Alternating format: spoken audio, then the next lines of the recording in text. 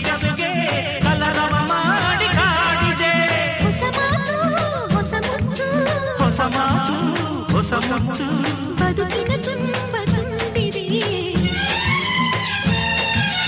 ಅಂಬರ ಚುಂಬಿತ ಅಂಬರ ಚುಂಬಿತ ಅಂಬರ ಚುಂಬಿತ ಪ್ರೇಮ ಪ್ರೇಮ ನಿರ್ಮಲ ಮನಸ್ಸಿನ ಕಾವ್ಯನಾಮ